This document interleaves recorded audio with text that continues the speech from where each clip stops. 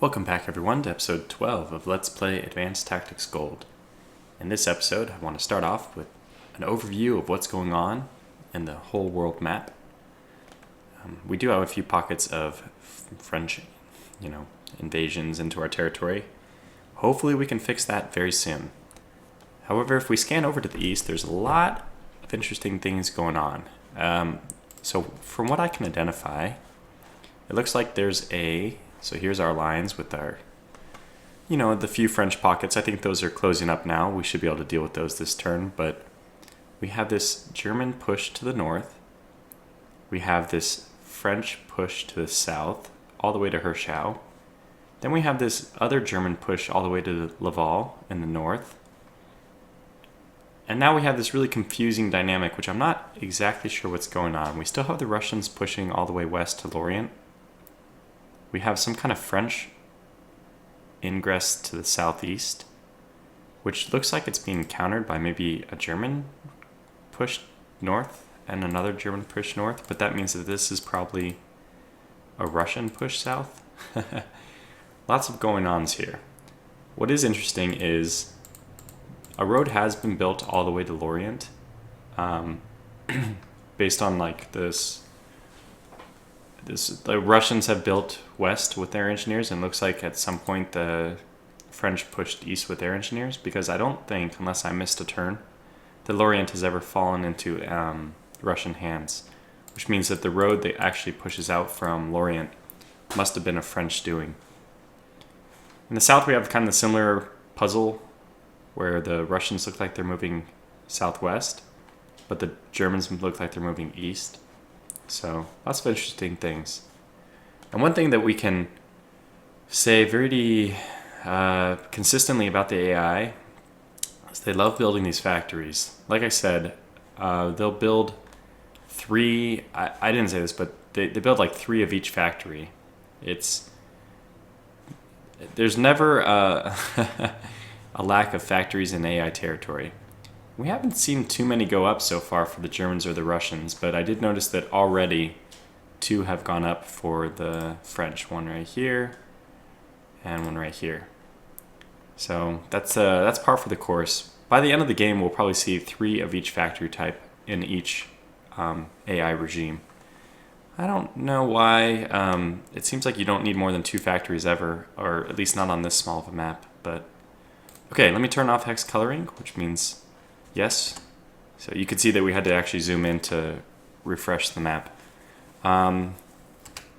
Yes, this means let's start thinking about what's going on in our world. Again, letting the Germans and the French push all the way towards us has had a few benefits. One, the Germans appear to try to connect Oxford with Velberg, and that's free of charge for me, that they're just doing this for me. I mean, obviously it's for them, because they probably think that they have a chance. But we all know that pretty soon I'll be pushing back east, and I'll be using this road for my own purposes. They've already done it in the south. They've pushed all the way, and I was even considering letting them advance a little further into this hex, just so I could complete the road even easier, because I think that they would push the road a little further northwest. Alright, now what I want to do is, I think London doesn't need two machine gun groups, especially although it's the capital city, there's no threat to it currently. So stationing two machine gun guards is, well, it's probably not the best decision. So let's go ahead and push one of our machine gun guards out. And I think I'm going to move this one here. Not as much for support, although it's nice that it'll also support these three units, but more just to position it for moving forward to the northeast on the next turn. And this unit, which we've created, I want that to move just directly north. I also want to create one more ranger unit, which I barely have enough rangers for.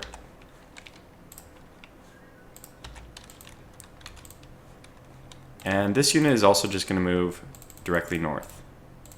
So we only have two rangers left over, which means that if any of these units are losing rangers, I think this one has lost. Oh, the 17 rangers were already replaced. So I think we're at max rangers everywhere, but if on the next turn any of the gray headquarters, which is my supreme headquarters, take ranger losses, I'll only be able to replenish two of them. But that's okay, I'm willing to deal with that. For me, it's more important that we start pushing forward, because the Germans and the French are really putting a lot of troops on our front. Now, it's true we're investing pretty heavily in political points and supply right now. So if we look at our supplies, we're building stacks in all of our headquarters. Well, not this one, but I think he didn't have Plymouth and Oxford last turn, so he only got that this turn. And then this one, main headquarters, has quite a few, a big stockpile itself. So we're investing kind of in the future with supplies, which don't cost supplies to upkeep. So every unit I build costs about 2 supplies to upkeep. So there is a little bit of a trade-off here. Eventually, you can't build that many units because if you build an extra unit, you won't be able to build enough supplies to actually reinforce that unit with supplies to resupply that unit. All right. So let's go ahead and do this. Let's move this one forward here just to double thicken our line in the southwest. I don't want another breakthrough. I would like to confine all the places that currently have already been busted through, and I'd like to thicken up every place where they can possibly bust through again. At this point, because we don't have tanks, I can't really employ any breakout strategies. This is essentially a World War I style combat. We're just in this trench type warfare where we advance very slowly along static lines. It would be nice if we were able to get tanks, but because we're dealing with artillery, that's not going to be the case. So we'll have this situation where we just make artillery, we attack a square, we move it forward to that one square, wait, and then attack the next square on the next turn with artillery, etc. But at least we will be able to win this way, I'm confident. Getting artillery was a very, very, very important bonus to our army. It's going to make all the difference, and I think we'll see that on the turns to come. Alright, so I think that's everything I need to do for this turn, except for I keep forgetting, I'm finally going to move this headquarters forward 1. Oh, no, I actually wanted to create a new unit first. I wanted to create one more machine gun guard, because I do have enough. So let's get one more, but I'm going to leave, maybe, I mean, I have enough to create another one even. And these machine gun guards, obviously, the best thing for them is just to be launched forward as far as possible. Yeah, so now we can double thicken that line. That's nice. There's a few weak points, basically these two I'm looking at. Although if there's any combat against these and they push in, we'll very easily be able to surround and push them right back. So I'm okay with that. I wouldn't even try to retake this hex. There's no point. I'd be fine if the line looked like this. Because generally, when you form the line, you have your sturdiest points as your anchor points. And these are my sturdiest points. So the fact that this is like an anchor point way out in front, it doesn't make as much sense. So if this one is attacked and pushed back, I mean, he's built up full entrenchment, so there's no reason to pull him back yet. But if he's attacked and he has to push back, and I suspect that could happen, I'll be okay with it. We'll just reform the line at this hex. Okay, so now I can finally, well, let's see. We do have enough submachine guns and machine guns to build one more machine gun guard, and I think we'll do it. I really need to get boots in the field. That doesn't serve any purpose for my main headquarters to have all these troops just sitting with it. And maybe this one will move far north, because I know that eventually I do want to get a machine gun into Plymouth. So I know we pushed one forward, and this machine gun maybe is destined to hold Liverpool's suburban if we're able to retake that. Alright, I think that's everything we need to do. Oh yes, I was actually going to attack with this unit. I want to try to eliminate this as fast as possible, and I know I only have 10 machine guns here, but I want to do it anyway. I don't think we'll lose any. Good. They both retreated, which is very unlucky. We didn't actually kill them.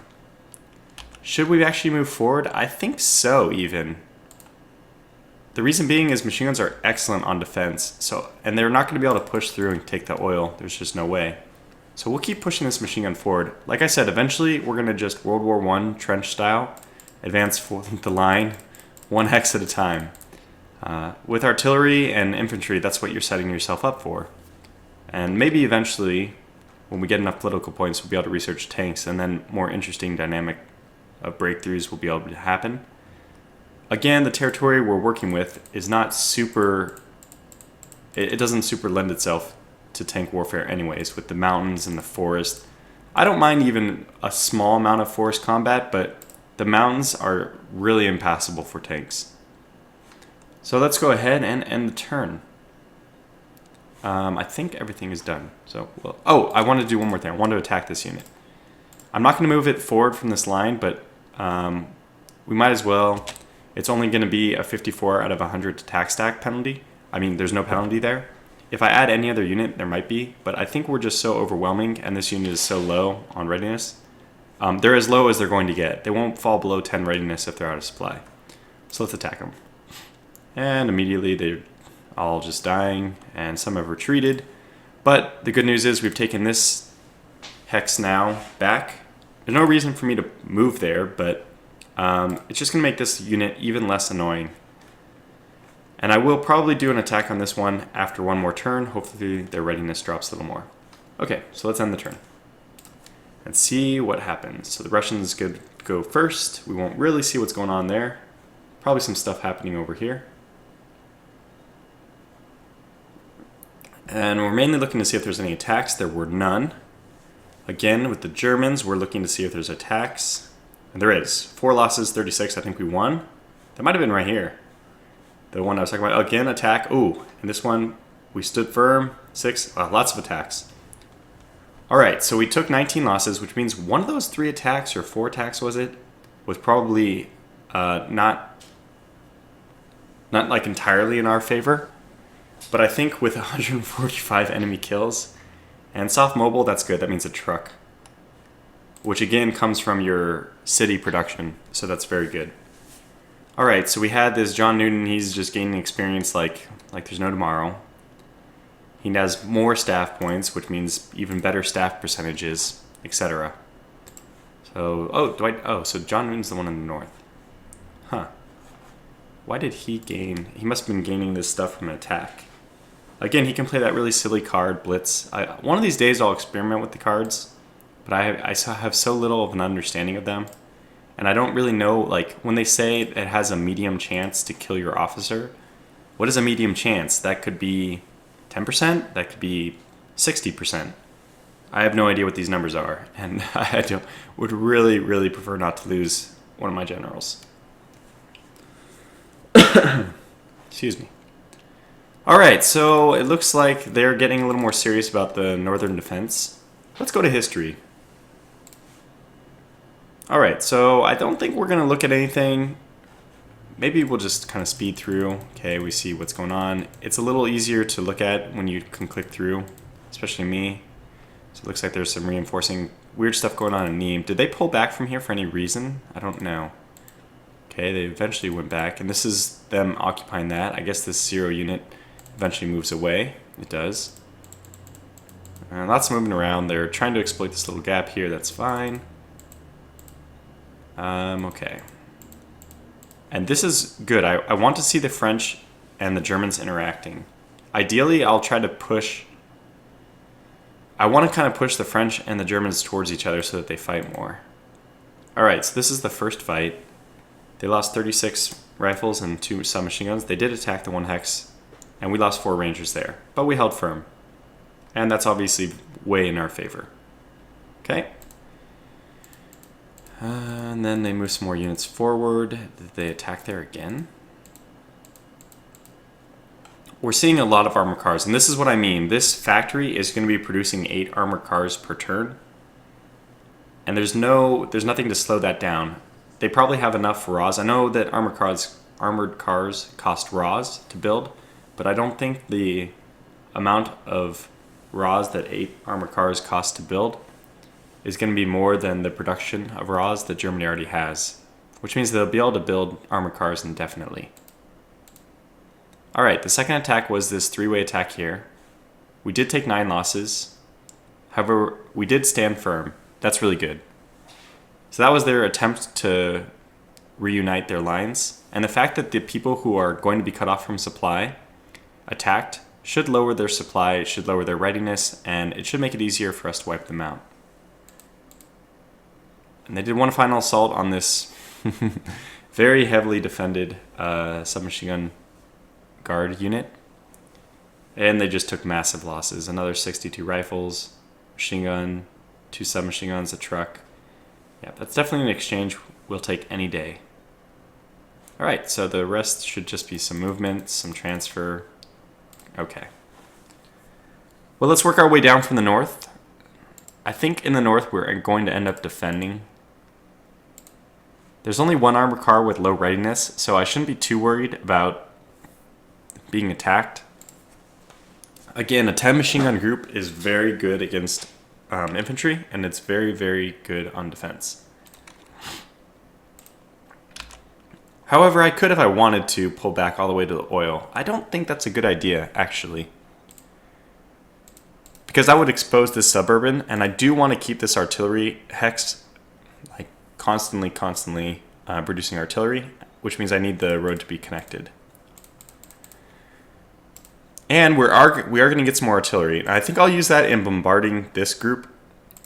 They should be all almost down to 10 readiness. We see that they are. After I bombard it, they'll take a few losses, but more importantly, they're going to lose readiness and entrenchment, and then I'll do my 6-sided attack, especially using my submachine gun group, because this is a suburban hex, so they'll get the 25% bonus. Yeah, I think we'll do that, so we'll just move this unit back 1 in the defense, or... I'm not going to move that yet. Let's do this attack first. So let's do the artillery bombardment. We do have another artillery, so if this one it doesn't work as well as I think, then we can always bring in another group. Okay, so we didn't kill that many people. I'm not worried. The main thing is readiness, and the even bigger thing is entrenchment. And their entrenchment has not been lowered too much.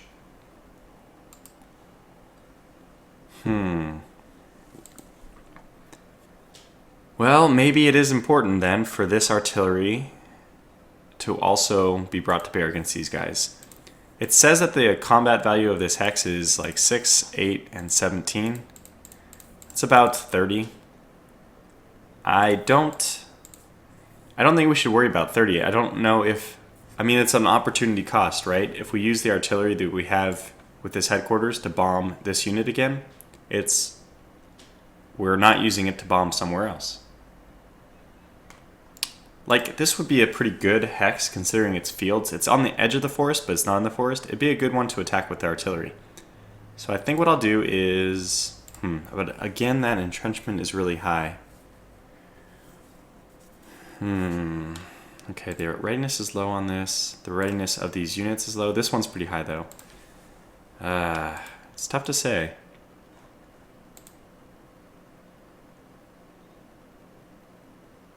These units are going to flee right away, though.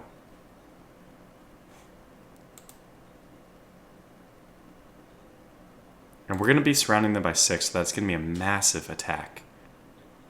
Like, if we didn't attack right now, we're not going to want all of them actually to attack, but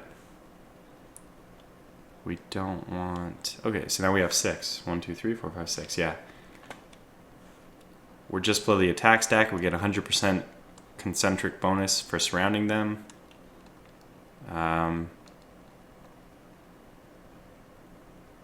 Okay, well, let's just do it. We'll save our artillery.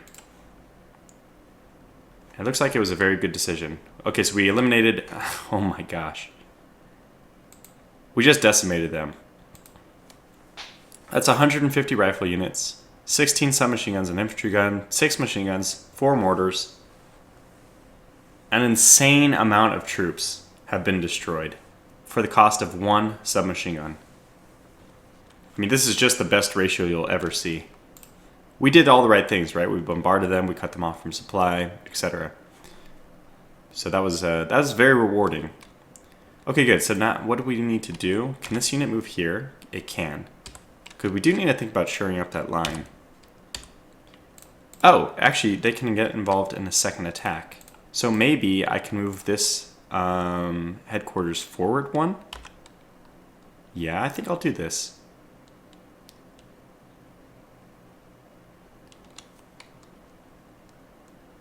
I need to do this in order to bombard this unit. They only have 50 action points left, but that's still enough to bombard, so let's bombard with this unit. Alright, supposedly their entrenchment went down only a little. Now remember, we only had 5 rounds of bombardment because 50 of our action points were used moving forward. That was a decision. I could have bombarded this unit from Bristol, but I wanted to bombard this one because I was thinking about attacking. Seeing that our attack did so little, I think I'm going to forego the attack there. So we're just going to do the shift as I was originally thinking. Move this one here. This one who could attack, move here. And we'll just hold the line for now. That means that this unit is going to move back. And let's create a new unit here for the artillery. I do prefer that the artillery are in their own groups. And what else? I mean, this is certainly a good candidate for them to attack, but they won't be able to attack and then move into the oil, I don't think, so I'm going to be okay with that for now. We'll just let them attack it if they want. We'll see what kind of casualties we take. Hopefully they just don't attack. I need one more turn to shore up this line. And the next turn I can definitely do some pretty heavy bombardment as well. Okay, so this unit's almost dead. If we can, it would be nice to move a unit back just to eliminate that threat behind enemy lines. Alright, this unit has really low readiness. This one doesn't. It has a very high readiness. But they are pulling back from the front a little bit. Is that the time? Does it mean it's the right moment for me to push forward? I don't think so. Alright, I think these two units should attack this one. Just remove him from being a threat. Let's do that. I don't think I need to attack with this machine. Oh, let's just do it. The submachine guns are going to suffer a 50% penalty, but they're helping give a 5% better concentric attack, and they are adding firepower, so let's do it. And they didn't lose any units anyway. Alright, so we will move one of these units back to deal with that threat. The machine gun's going to move forward just because, well, we want them to get to Plymouth. So they're not going to move west to do the attack. Which one of these units? I think this one, shifting there, is more important, which means that this guy is the lucky one who will get to finish the attack.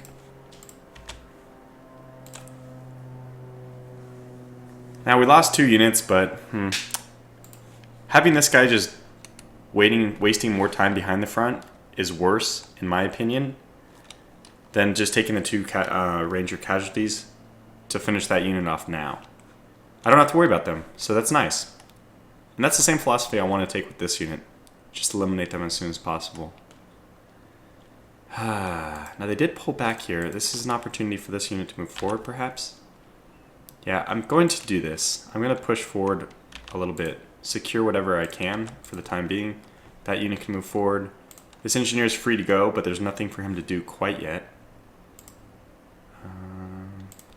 Now we have this situation. How low in readiness are them? Are they? Are them. Words are not always the best thing. I think that their readiness is actually going up. That's not good. That means we're going to have to wait quite a while longer in order to secure this area. But the good news is we have so many units ready around here to shift that let's just go ahead and shift. I think this one can get here. Yes. Make sure I'm doing this right. This one can get there, which means this guy can get here. This guy can get here as well. And now we just kind of shift left, or shift right, I mean. And this guy doesn't have enough rangers to create a new unit, so we have to be a little careful, but that's okay. Actually, I'm pretty okay with this. We'll double protect the line, because that's more important. In fact, we'll send this machine gun unit north, and send this ranger unit back south. I keep forgetting to move this unit, right? When will I learn? They do have enough to create one more unit, so let's do that. That's the submachine gun unit. It's not a ranger unit, but still, it's more boots in the field.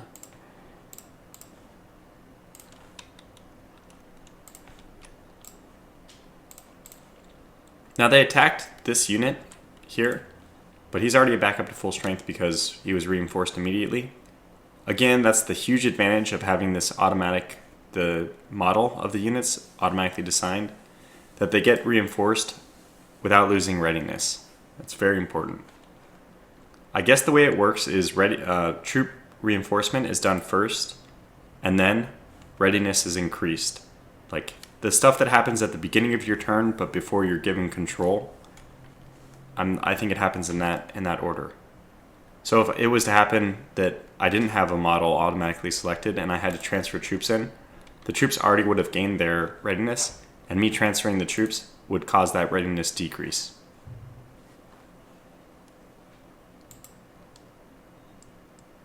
Okay, well, this is pretty sure.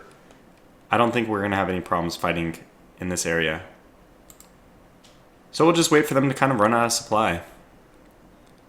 Since we've eliminated a lot of the threats behind us, we can push our troops forward. This is pretty vulnerable to a new attack. Yeah, definitely. Is it worth taking units out of Bristol? No. Bristol, we just cannot lose Bristol. And every turn we're going to get more artillery, so that's good. We'll constantly be increasing our artillery capabilities, and that's going to be just more and more helpful. I think we can end this turn here, and actually, looks like it's almost time to bring this episode to a close, so let's end it and see how everyone reacts. Before I do, let me just make sure my production is not anything screwy. I'm going to check and make sure everybody's receiving enough. I don't think we're receiving enough supply, so let's go ahead and change production here. Yeah, let's go ahead and lower this by 60 and get 2,000 more supply. Political points wise, 85. That's enough for me to consider getting some new upgrades. I know that I could get the mortars, which I was talking about, but right now I don't have the city production to actually build them. So we'll leave them alone for the time being. Also, I wanted to check, what is the mortars supply per turn? Okay, they're only 2 supply a turn, which makes those and machine guns very, very, very supply efficient, because their combat value far outweighs their supplies. Okay, good. End the turn.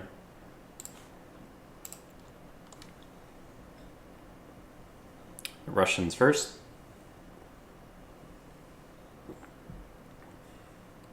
And the French.